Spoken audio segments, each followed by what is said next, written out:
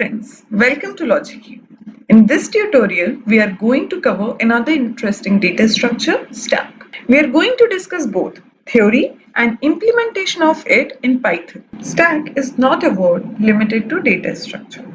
We know it in our everyday life. For example, here you can see a stack of chairs. Now in this stack, how will you add a chair? You'll say, I'll simply put it at the top. And how will you remove a chair? You say I'll remove a chair from the top. So both the time you are adding and removing the chairs from one end. Everything is same in computer science world as well. Stack is exactly the same in DS. Let's look at Stack's abstract data type and you can very well relate it with this example. Now Stack ADT, it says it is also an ordered collection of items just like arrays and linked lists are. With the condition, but here's the condition. What is the condition? That items can be added and removed only from one end, and we call this end as top. This, what we are saying is you can access only, so there's the limitation that you can only access the topmost position. This is the reason we call stack to follow the principle of LIFO, last in, first out. To understand LIFO, you can again think of this example of chairs. The chair which will be inserted at last or at the top will be taken out first. So the element which is going to be inserted at the top is the first one which is going to be taken out. That's why we call it to follow last in first out principle. Let's discuss operations also which need to be added when you will be writing its implementation in Python. The first one is push method. In push method, we also take item parameter. This item is added at the top of the stack. And the second one is pop method. What it does is it removes the topmost element and it also returns this top element which has been removed to the user. So pop, what does it do? It removes the topmost element and returns this element as well to the user. Now there are some additional methods as well. We saw push and pop. It would be good if you can implement these three methods as well. So the third one is empty method. What will it do? It will check if the stack is empty and it will return Boolean result. If stack is empty, it will return true, otherwise false. Next is top method. What top method does is it returns elements stored at top without removing it. So what was pop doing? It was returning and removing the topmost element. In the top method, it is only going to give you the topmost element without removing it. And the last one is for length. So this method would be returning the length of your stack. We'll see during the code how we are going to implement it. So the third method is about length. These five methods we should write when we are going to implement stack.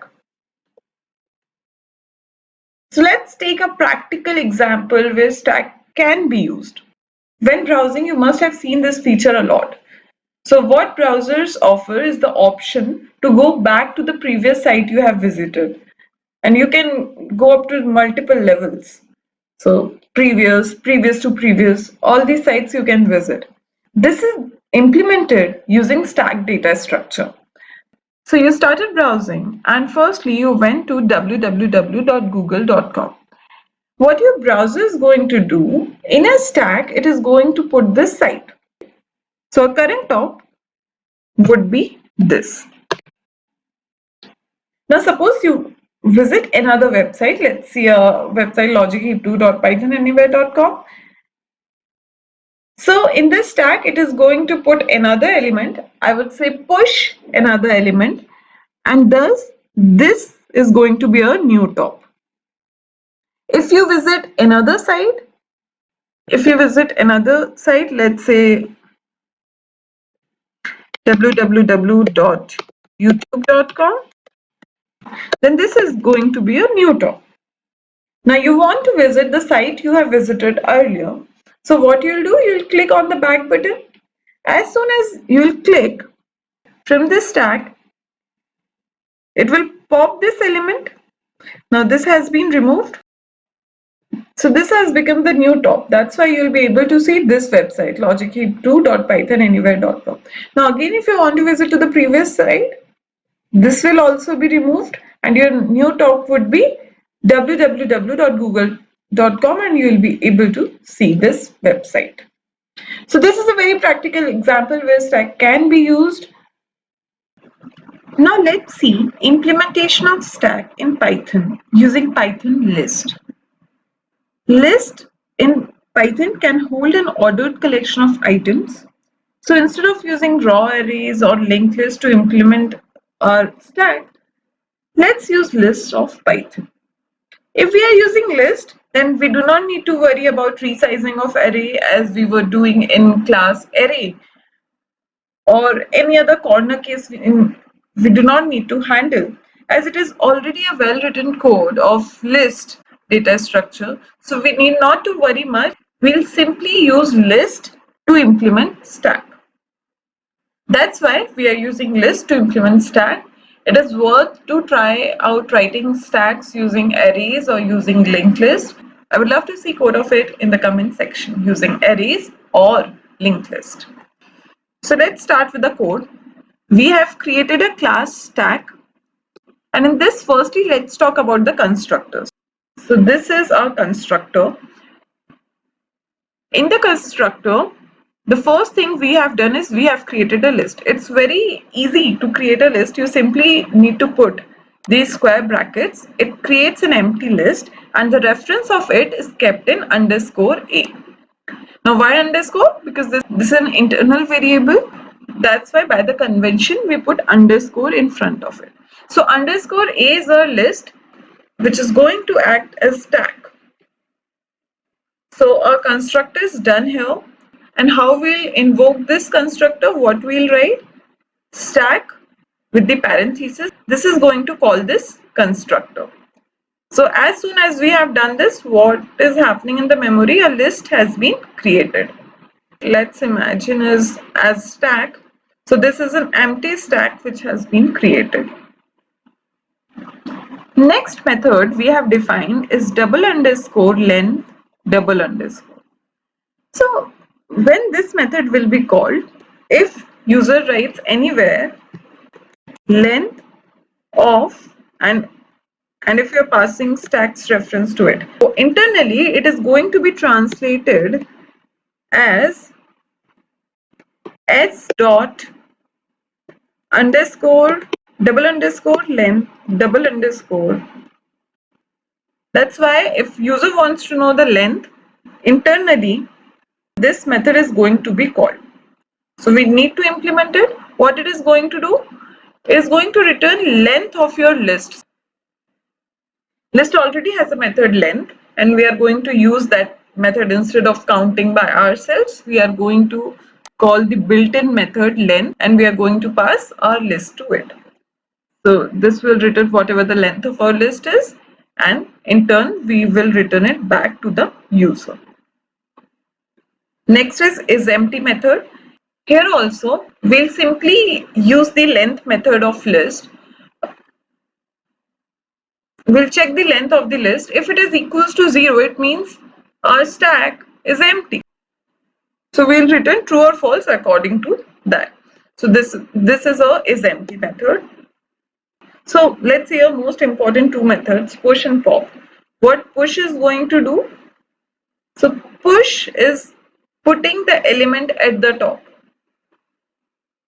So in list, how we are going to implement it, we'll say the element, we are going to insert this new element at the end.